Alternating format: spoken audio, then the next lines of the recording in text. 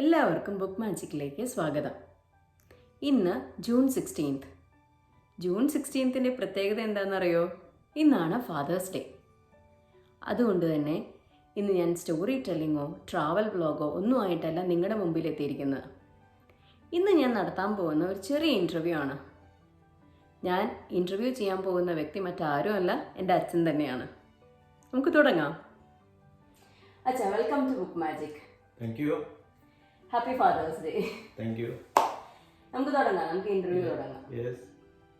അച്ഛൻ ഏകദേശം അല്ല 30 വർഷത്തിൽ കൂടുതൽ ഔദ്യോഗിക ജീവിതത്തിൽ ഇരുന്നിട്ട് റിട്ടയർമെന്റ് ലൈഫിലേക്ക് കടന്നു. അപ്പൊ അച്ഛന് മടുപ്പ് തോന്നിയിരുന്നോ?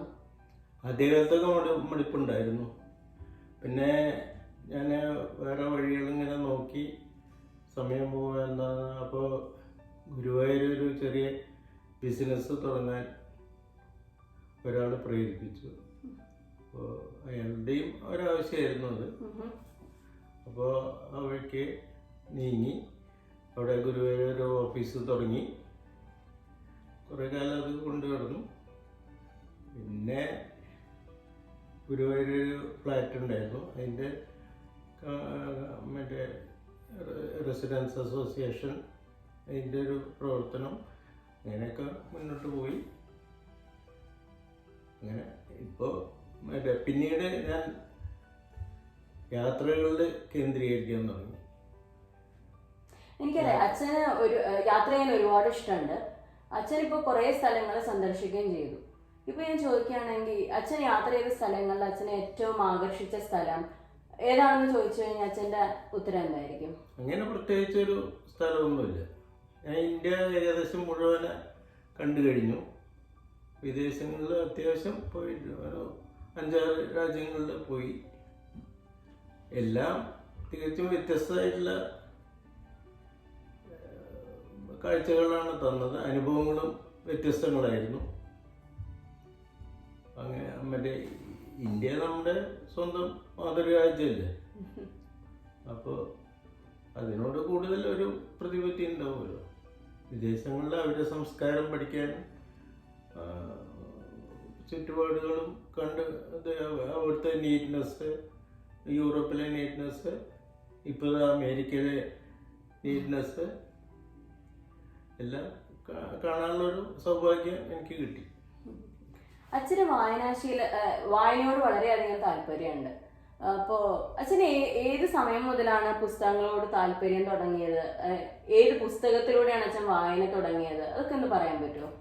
ഞാൻ സ്കൂൾ വിദ്യാർത്ഥിയായിരിക്കുമ്പോൾ തന്നെ പുസ്തകങ്ങളെ സ്നേഹിക്കാൻ തുടങ്ങി. കൃത്യമായിട്ട് എനിക്ക് പറയാൻ പറ്റില്ല എന്നാണ് ആ വായന തുടങ്ങിയത്. അതിന് മുന്നേ വീട്ടിൽ ഒരു എൻ്റെ അച്ഛൻ ഒരു സാഹിത്യ കുതുകിയായിരുന്നു. അദ്ദേഹത്തിൽ നിന്ന് കിട്ടിയതായിരിക്കും. അച്ഛൻ ഈ മറ്റേ പുസ്തകങ്ങളെക്കുറിച്ചും വള്ളത്തോളിനെ പറ്റിയ അന്നത്തെ കവികളെ കുറിച്ചും ഒക്കെ ആധികാരികമായിട്ട് സംസാരിക്കുന്ന കേൾക്കാനുള്ള സൗഭാഗ്യം എനിക്ക് കിട്ടിയിട്ടുണ്ട്. അപ്പോൾ അതിൽ നിന്ന് കിട്ടിയതായിരിക്കും, പാരമ്പര്യമായിട്ട് താല്പര്യം വന്നതായിരിക്കും. ഏതെങ്കിലും ഒരു പുസ്തകം അച്ഛനെ കൂടുതൽ സ്വാധീനിച്ചിട്ടുണ്ടോ? സ്വാധീനിച്ചു എന്നും പറയാൻ പറ്റില്ല. എല്ലാതരം പുസ്തകങ്ങളും താല്പര്യത്തോടെ വായിക്കാൻ ശ്രമിച്ചിട്ടുണ്ട്. ഏത് തരത്തിലുള്ള പുസ്തകങ്ങളാണ്? ഇപ്പൊ ഫിക്ഷൻ ആണോ, നോൺ ഫിക്ഷൻ ആണോ? ഏത് വിഭാഗത്തിനോടാണ് അച്ഛന് താല്പര്യം കൂടുതൽ? അങ്ങനെ പറയാൻ പറ്റില്ല. എല്ലാ തരത്തിലുള്ള പുസ്തകങ്ങളും ഞാൻ വായിക്കാറുണ്ട്. ഇപ്പൊ മലയാളത്തിലൊരു എന്താ പറയുക, ഇഷ്ടപ്പെട്ട എഴുത്തുകാരനെ ചോദിച്ചു കഴിഞ്ഞാൽ അച്ഛൻ ആരെ പറയാ? അത് കൃത്യമായിട്ട് എനിക്ക് പറയാൻ പറ്റും. M T Vasudevan Nair. M T Vasudevan നായരുടെ തന്നെ സാറിന്റെ ഏത് പുസ്തകമാണ് അച്ഛന് കൂടുതൽ ഇഷ്ടപ്പെട്ടത്? എല്ലാ പുസ്തകങ്ങളും, ചെറുകഥകളും നോവലുകളും എല്ലാം എനിക്ക് ഇഷ്ടമാണ്. അപ്പോ പിന്നെ ജീവിതത്തില് നമ്മളെ ഏറ്റവും കൂടുതൽ സ്വാധീനിച്ച ഒരു വ്യക്തി, അച്ഛനെ സ്വാധീനിച്ച ഒരു വ്യക്തി ആരാണെന്ന് ചോദിച്ചു കഴിഞ്ഞാൽ അച്ഛൻ എന്തായിരിക്കും മറുപടി?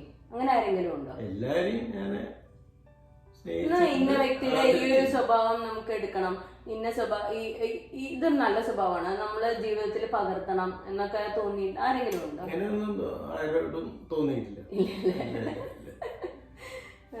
അതുപോലെ തന്നെ നമ്മുടെ ഇന്നത്തെ തലമുറ എന്ന് പറഞ്ഞാൽ ചെറിയ കുട്ടികൾ, അവരോടൊരു ഒരു മെസ്സേജ് നല്ല രീതിയിൽ എന്തെങ്കിലും പറയാൻ പറഞ്ഞു കഴിഞ്ഞാൽ അച്ഛൻ എന്തായിരിക്കും പറയാനുള്ളത്? ആദ്യമായിട്ട് കുട്ടികൾ ഇപ്പോൾ വളരുന്ന രീതി അവർക്ക് തികച്ചും പ്രതികൂലമാണ്.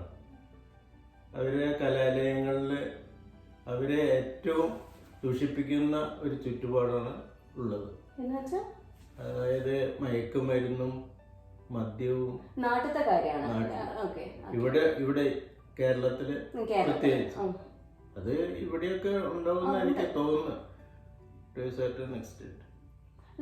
മെസ്സേജ് എന്ന് പറഞ്ഞാൽ അവര് കൂടുതൽ കോഷ്യസ് ആവണം, വിജിലന്റ് ആവണം. അവര് അതിനൊരു ചുറ്റുപാട് അവർക്ക് ഒരുക്കി കൊടുക്കണം. അവരെ പഠിപ്പിക്കുന്ന അധ്യാപകർ തന്നെ അവരെ ദുഷിപ്പിക്കാനുള്ള മാർഗങ്ങൾ നോക്കുന്ന ഒരു സാഹചര്യം, ഭീതിജനകമായ ഒരു സാഹചര്യം കേരളത്തിലുണ്ട്. മറ്റ് സ്റ്റേറ്റുകളിലെ കാര്യം എനിക്കറിയില്ല. അപ്പോൾ അതൊന്ന് മാറണം. അതിനനുസരിച്ച് കുട്ടികൾ കൂടുതൽ വിജിലൻ്റ് ആവണം. പിന്നെ സ്വന്തം കുടുംബത്തെ സ്നേഹിക്കാൻ ആദ്യം പഠിക്കണം. അതൊക്കെയാണ് എനിക്ക് പറയാനുള്ളത്. ഓക്കെ, അപ്പോൾ ഇത്രയേ ഉള്ളൂ. ഇതൊരു ചെറിയ ഇന്റർവ്യൂ ആണ്. ഓക്കെ, എൻ്റെ കൂടെ ഇരുന്നതിൽ thank you. Once again happy father's day.